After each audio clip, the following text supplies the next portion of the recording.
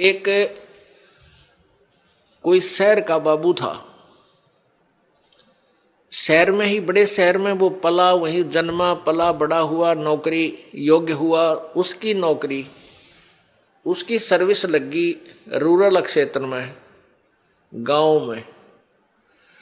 और वो अपनी ड्यूटी ज्वाइन करने के लिए गांव में कार्यवर्ष जा रहा था। वहां पर एक खेत में किसान हल जोत रहा था बैलों से और गेहूं बीज रहा था। अब उस शहर के बाबूजी ने तो वो गेहूं अपने घर में देखे थे। उसमें से माँ निकाल कर देती थी, नौकरानी आटा पिसवा लाती थी और माता बना के भोजन दे देती थी। वो बाबूजी खा कर और बड़ा हो गया था। उसने ये नहीं पता था ये गेहूं कैसे उत्पन्न होता है, कैसे बनता है। और जैसा भी अपना व्यवहारिक ज्ञान उसको था कि भी गेहूं की बड़ा अभाव है अपने भारत में और इसको बर्बाद नहीं करना चाहिए, बड़े संभाल के रखना चाहिए। क्योंकि वैसे माता पिता भी कहते हैं भाई अन्न को बर्बाद नहीं करना चाहिए, बड़ा ये जीवन दाता है। तो वो भी भावना उसमें थी। उसने क्या देखा कि किसान एक थैले में कणक गाल के, गेहूं डाल के और एक पाइप के द्वारा बैलों के पीछे हल पर लगे हुए उस पाइप में से और मिट्टी में वो गेहूं डाल रहा है, मिट्टी में डाल रहा है खेतों में। और कुछ गेहूं अलग रखे हैं जिनको दूसरी ट्रेन में वो उठाएगा। तो उसने देखा कि ये आदमी के क्या मिट्टी में क्या डाल रहा है। उसने देखा गेहूं रखे हैं, ये गेहूं ही बीज रहा है। तो उस किसान से कि मुट्ठी से भी उसने देखा गेहूं डालता है, उसको पक्का हो गया कि ये आदमी मूर्ख है जो ऐसी बढ़िया वस्तु, खाने की वस्तु, अन्न गेहूं को और मिट्टी में डालने लग रहा। अच्छा पागल। अब उसको उस बाबूजी ने कहा उस गेहूं बीजने वाले हाली से, किसान से, कि भैया एक बार रोकना। अब किसान ने सोचा भाई शहर का आदमी दिखा है, कोई रास्ता पूछता होगा।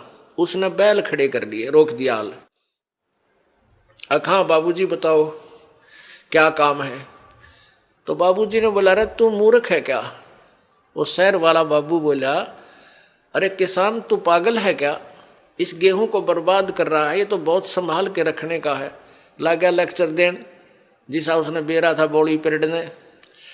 अब वो किसान ने सोचा यो कितना है क्या बंदर, इसने यो मन ने मुझे शिक्षा देने लग रहा है उल्लू। वो समझ गया कि इन्हें बोतलू है, कह लेने दे इसने सारी। वो जब सब अपनी शिक्षा दे चुका, जब पहले उसकी मूर्खता पर उसको पता लग गया कि भाई इसने पता ही नहीं होगा इस प्रोसीजर का, तब उस किसान ने उसको समझाया कि भगत जी बात सुन, मैं गेहूं को बर्बाद नहीं कर रहा, ये बर्बाद जो मैं करता हुआ नजर आ रहा हूं ये मुझे आबाद करेगा। ये गेहूं देख, 1 एकड़ में 40 किलो डालूंगा, 40 किलोग्राम, और एक ट्रैक्टर की ट्राली भर के ले जाऊंगा, इतना इसमें धन होगा मुझे। यानी 40 किलो डालूंगा 1 मन, तो मुझे 60-65 मन गेहूं यहां से मिलेंगे। अब वो बता रहा था लेकिन उसको समझ में पल्ला नहीं पड़ रहा उस बाबूजी के। अब मैं कैसे मानूं भाई, अच्छा मूर्ख है, मिट्टी में बर्बाद कर रहा है और कहता गेहूं 65 मन होंगे 1 मन के। किसान ने कहा कि आप 4-5 महीने के बाद आना, अप्रैल में, और फिर दिखाऊंगा तुझे ये मैं बर्बाद कर रहा हूं, यही मुझे आबाद करेंगे।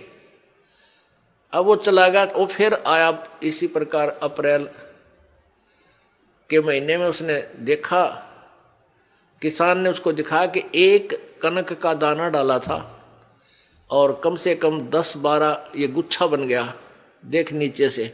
और प्रत्येक पौधे के ऊपर 1-1 बाली आई है, एक बाली में 30-40 दाने हैं। उसने ऐसे करके वो दिखा, देख बाबूजी। तब उसकी चौंध टूटी, अगर भाई आप ठीक कह रहे थे। तो पुण्यात्माओं, जो आज आप दान कर रहे हो, किसी प्रकार यहां भगवान के दरबार में आने का आपका किराया तक भी आपके पुण्य में लिखा जाएगा। और जो अनजान है वो तो ऐसा समझ लो जिसने कभी देखा ना हो गेहूं उत्पन्न कैसे होते हैं, उस 4 मन गेहूं को ही चिपटा बैठा रहा, उसी को सुरक्षित रखे, आगे कहाँ से मिलेंगे उसको। तो आप जो पुण्य कर रहे हो, ये दान कर रहे हो, यही आपको आबाद करेगा। कहते हैं देते को हर देत है जहां तहां से आने, नहीं दिया फिर मांगते फिर यो साहिब सुने ना कान। जिन्होंने देखो आज एक तो इतना गरीब है, फाइनेंशियली इतनी वित्तीय हालत उसकी कमजोर है कि रिक्शा चला रहा है, एक ऐसा है मजदूरी कर रहा है, एक रिक्शा चला रहा है, एक उसके अंदर विराजमान है, बैठा है, दोनों ही मनुष्य। तो पुण्यात्माओं, एक गाड़ी चला रहा है ड्राइवर, एक मालिक उसमें बैठा है और गाड़ी भी मालिक की है। तो इतना भेद यूं क्यों हो गया? क्योंकि पिछले जन्म जन्मांतरों की जैसी भी जिनकी भक्ति शक्ति है, जितना भी जिन्होंने पुण्य किया हुआ है, वो आज आपको ज्यों का त्यों दे रखा है। जिन्होंने पीछे कोई पुण्य किया नहीं, वो आज कंगाल है और एक एक पैसे को मांगते फिर रहे हैं। अब कोई नहीं सुना है। तो इस प्रकार अब आप जो दान करोगे, प्रथम तो आप इस बात से परिचित हो जाओगे कि अब जो दान करोगे उसका बेनिफिट केवल अगले जन्म में लेने की चाह मत रखना। आप जो भी पुण्य करोगे या भक्ति करोगे, अपना जन्म मृत्यु का रोग कटाने के लिए ही करना। फिर रही बात आपको यहाँ की सुविधाएं, ये तो अपने आप मिलेंगी। ये भक्ति का जो बाई प्रोडक्ट है, यहाँ की सुविधा तो आपको फ्री ऑफ कॉस्ट देगा। ये भक्ति की विधि ऐसी है, ये भक्ति का वो यथार्थ वे है, पूजा का साधन है, जिससे आपको यहाँ की सुविधाएं तो अपने आप मिलेंगी, मांगने की आवश्यकता नहीं पड़ेगी आपको। जैसे गेहूं बीज दिया किसान ने, अब किसान का प्रथम उद्देश्य है कि भाई गेहूं हो, मेरा बालक मेरा परिवार भूखा ना मरे, हम जीवित रहें, अन्न को खाएं। और उसके साथ फिर भूसा और बन गया, वो तूड़ा बन गया, तूड़ा जिसको चारा बोलते हैं पशुओं का, वो तो पहले बना। उसका उद्देश्य केवल ये था कि मुझे गेहूं मिले। यहां भी आप देखते हो कि कई लोग ऐसे हैं पैसे वाले, इतना उनका बड़ा फार्म होते हैं, इन क्रेनों से कटवा डालते हैं गेहूं की बाली बाली निकाल लेते हैं और नीचे वो तूड़ा चारा काट कूट देते हैं, अंदर ही पड़ा रहता है। उनका उद्देश्य गेहूं बीजना ही था। और वो जो तूड़ा है, वो चारा, वो फ्री में होता है, वो अवश्य ही होगा। तो आप यहाँ संसारिक जो आपके ये कार कोठी और धन सुविधाएं आवश्यकता, ये तो तूड़ा समझो इस भक्ति का, ये चारा आपको आप पे मिलेगा। और असली धन है मोक्ष।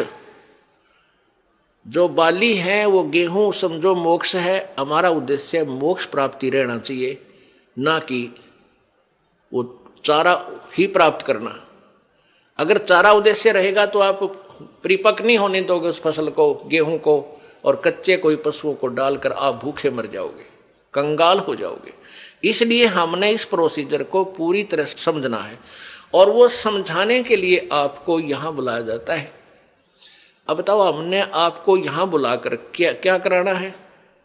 कोई काम नहीं, कोई सेवा नहीं। सेवा तो हम आपको तैयार करें पावा सारी, बच्चे लग रहे यहाँ पुण्यात्मा, जिनको पता लग रहा है कि ये सब अपने भाई हैं, सतलोक के वासी हैं। अब ये भूल भटक गए, यहाँ काल के जाल में फंसे हुए हैं, और इनकी जितनी हम सेवा करेंगे, ये मालिक के बच्चे हैं, परमात्मा लाभ देगा।